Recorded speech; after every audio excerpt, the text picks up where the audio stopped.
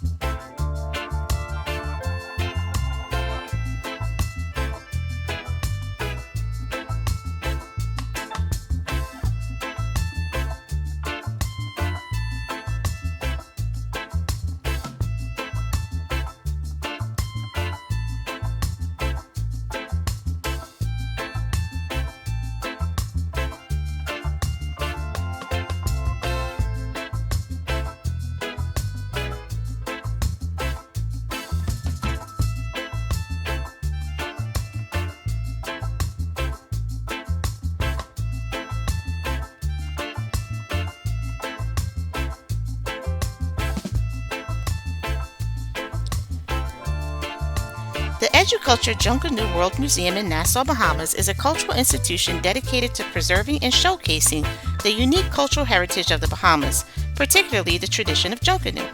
Junkanoo is a street parade that takes place in the Bahamas on Boxing Day, December 26th, and New Year's Day. It is a celebration of African culture and heritage characterized by colorful costumes, lively music and dancing, and a festive atmosphere. The museum features exhibits on the history and evolution of Junkanoo, as well as displays of costumes, instruments, and other artifacts used in the parade.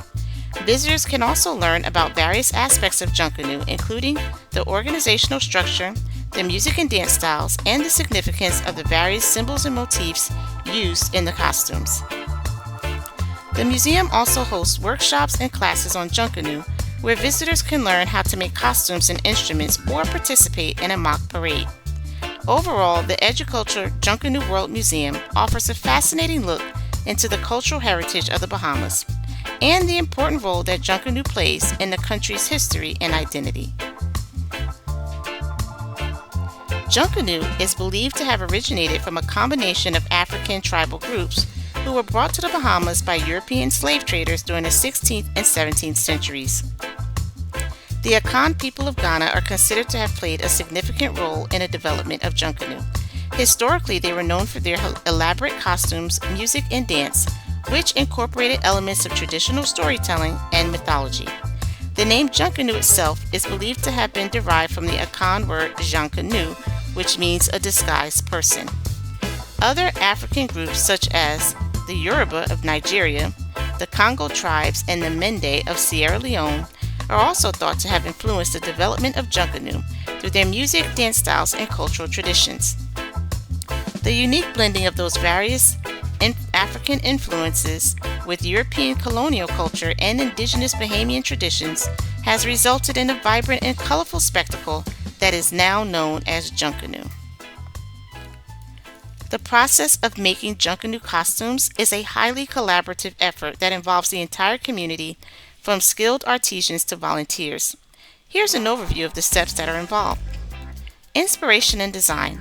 Each year, Junkanoo groups choose a theme for their costumes, which serve as the inspiration for their designs.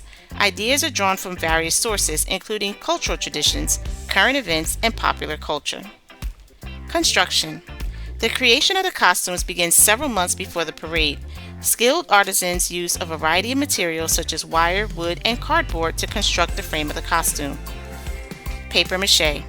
After the frame is constructed, layers of paper mache are applied to create a sturdy shell over the frame. Painting and decoration.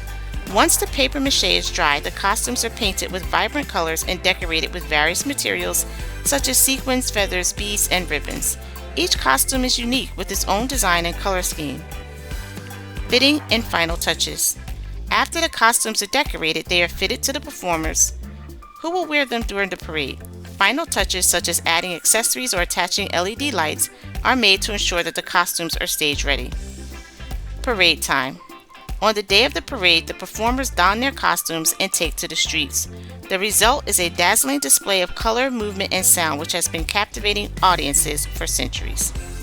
Overall, the process of making Junkanoo costumes is a labor-intensive and highly creative endeavor, which showcases the ingenuity and artistic talent of the Bahamian people. Junkanoo costumes are made from a wide variety of materials, including traditional and contemporary materials. Here are some of the common materials used in the construction of Junkanoo costumes. Wire is used for the frame of the costume, which provides support and structure. Wood is used for the headdresses, which are intricate and often towering works of art. Cardboard. Cardboard is used to create the base layer of the costume, which is then covered with layers of paper mache. Paper mache is used to create a sturdy shell over the cardboard base, which is then painted and decorated. Paint is used to add color and detail to the costume. Sequins are used to add a touch of sparkle and shine to the costume. Feathers are a common decorative element used in Junkanoo costumes, often used to create dramatic headdresses. Beads are used to create intricate patterns and designs on a costume. Ribbons are used to add texture, movement, and visual interest to the costume. These materials are combined and transformed through the creative vision and skilled craftsmanship of the costume makers to create stunning and unique works of art that are Junkanoo costumes.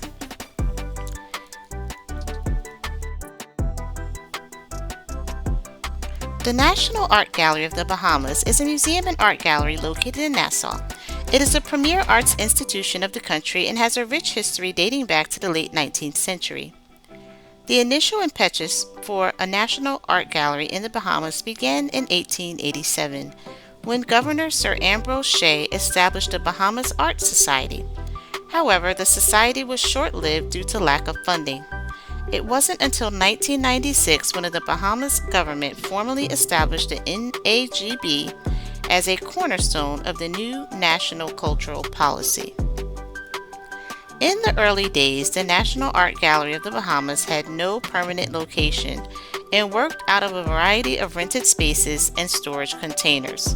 It wasn't until 2003 that a permanent home was found in the Villa Doyle, a historic Bahamian mansion that was donated to the gallery by its owner, the late William Doyle.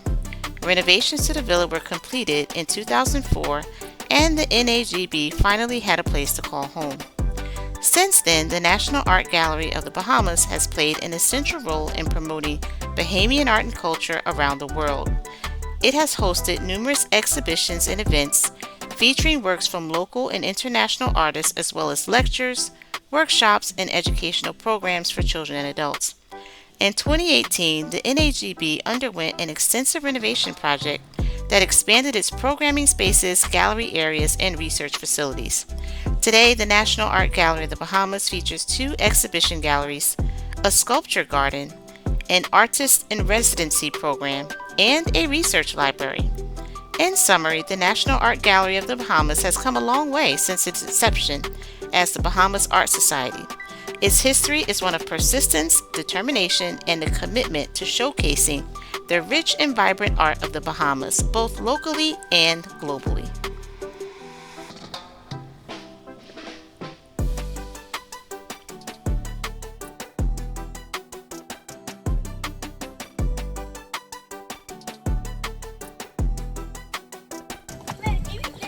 So here we are, the morning of the second day, and we're outside of the National Gallery of Art in the Bahamas, which was really cool. We just saw the Junkanoo Museum, and check out the view, guys. This is awesome.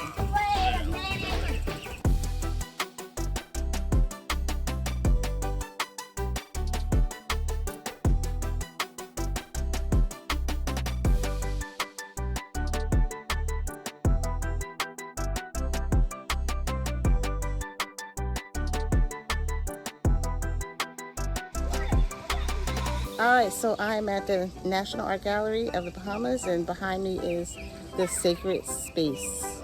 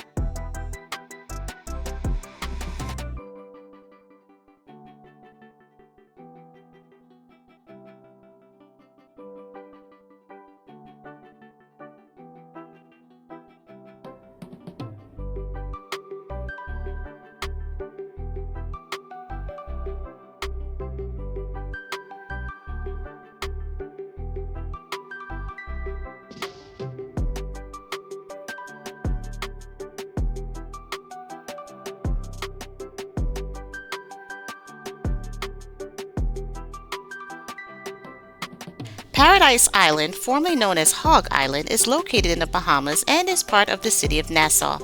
Its history dates back to the 1600s when it was used as a private estate and farm by the Swedish privateer Captain John Larsen. In 1718, the island was purchased by the colonial government of the Bahamas and became a site for the rearing of hogs, hence its original name.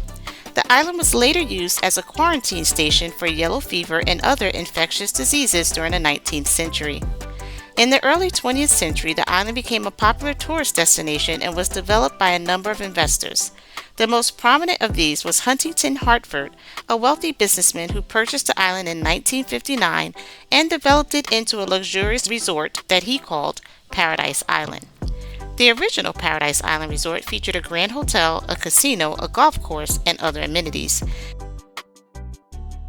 This Paradise Island, 5 miles long, 3/4 of a mile wide at its widest point. The homes are all owned by multi-millionaires.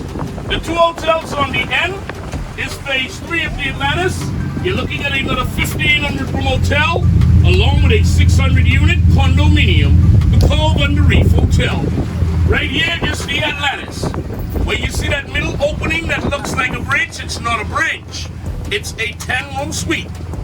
Once belonging to the famous pop star Michael Jackson. To stay in there for one night, it is 25 grand. It is a minimum of 4 nights. Wow. Now listen up. This is gonna freak you out. That suite is booked for another 4 solid years. Now listen up, everybody. The first home on Paradise Island, it belongs to Mick Jagger. Mick Jagger of the Rolling Stones, the big lip guy. Second home, Dr. Randy Hall, eye specialist out of Europe. Third home is Frank Lloyd from the Lloyds of London Insurance Company. Fourth home is Nicolas Cage. Even though he's going broke, it's still his home. He's only broke in the United States. In the Bahamas, he's a millionaire. We call it money laundering. Bring that dirty money here. Ladies and gents, on behalf of the captain, his mate, and myself, your tour guide, we appreciate each and every one of you for riding on board the ferry boat. There are many places in the world that you all could have went. I'd love to thank you for choosing the Bahamas. But as we may or may not know, as older men will always say, all good things must come to an end. It's the end of your tour. If you folks found your tour informative and you enjoyed it, how about putting your hands together and give your tour guide a nice round of applause. To you, happy birthday to you. Happy birthday, dear Gina. Happy birthday to you.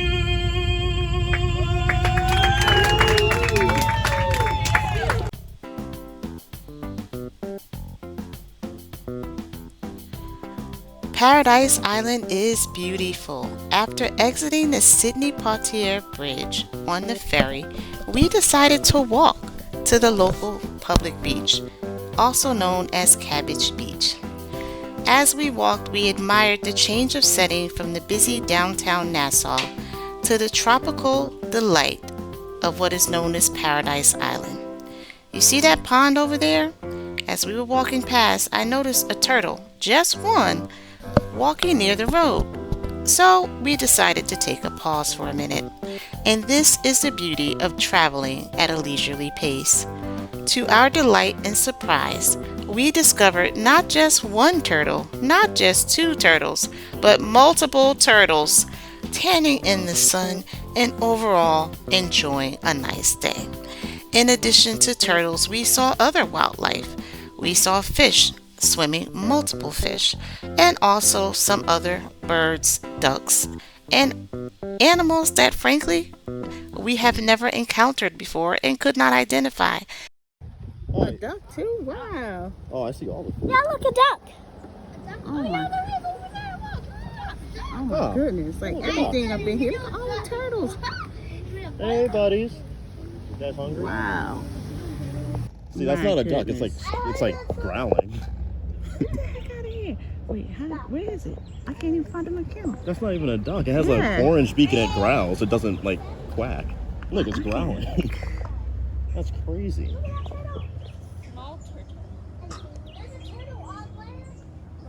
Oh my goodness, all the wildlife in this water here. This is nuts. Oh, look at them. What are they doing? Our wonder and excitement of this moment is palpable, as you can hear. We were delighted to see so many fish and so many other forms of wildlife swimming freely in this natural pond.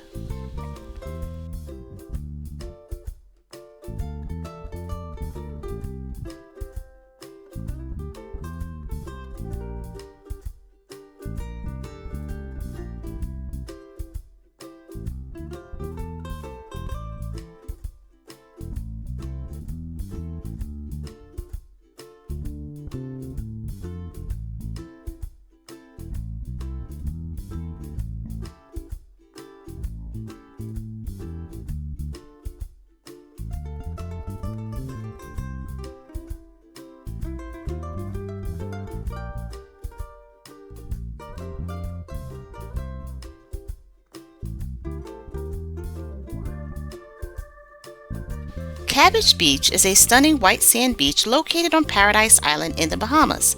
The history of Cabbage Beach is closely tied to the development of Paradise Island as a luxury resort destination. In the early 1960s, the beach was largely uninhabited, with only a few small shacks and structures used by local fishermen and boat builders.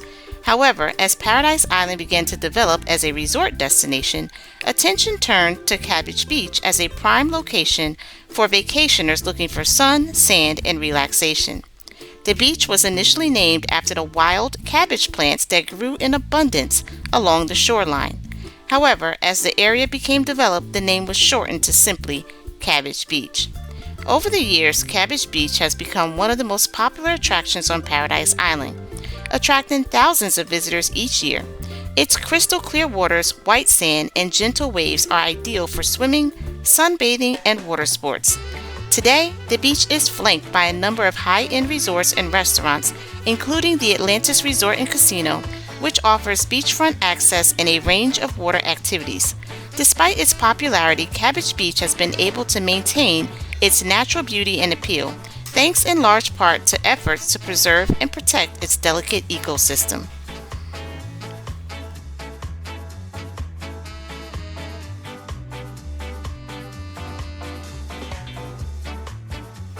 If you want to get to Cabbage Beach on Paradise Island from downtown Nassau, you have a few options. If you prefer a more direct route that would save you time, you could take a taxi or a water taxi. To take a taxi from downtown Nassau, simply hail a cab or take one from the taxi stand and ask the driver to take you to Paradise Island. Most drivers will know where Cabbage Beach is. Just make sure to confirm the price beforehand, which should be around $25 to $30 for a one-way trip, making the total cost of your beach day $60 in travel. If you opt for a water taxi, you can catch one at the Prince George's Wharf in downtown Nassau. The water taxi will take you to Paradise Island Ferry Terminal, which is a short walk away from Cabbage Beach. The price is roughly the same as a taxi ride. Alternatively, if you don't mind taking public transportation and you're on a budget, you can take a jitney or bus from downtown Nassau. To do this, you will need to head to the bus depot on Market Street or Shirley Street and hop on a bus that is headed toward the ferry terminal. No jitney buses are allowed to cross the bridge into Paradise Island. The cost for a one-way trip on the jitney is $1.50 to $2.50, but keep in mind that it will take a bit longer to reach your destination due to having to walk over the bridge once you get off at the ferry terminal or take the ferry across once you get off there. Once you arrive at Paradise Island, you can either walk to Cabbage Beach, which takes around 10 to 15 minutes, or hail a cab from the ferry terminal.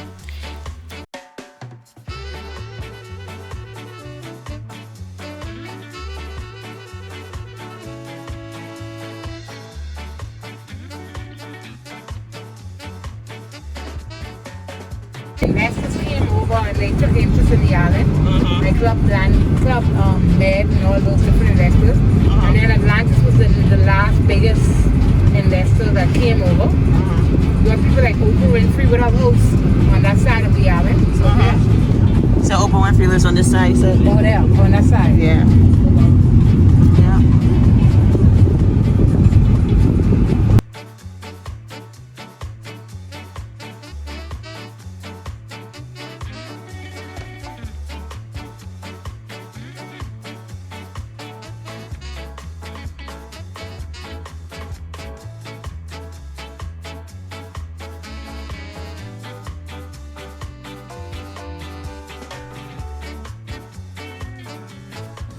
Castle, yeah.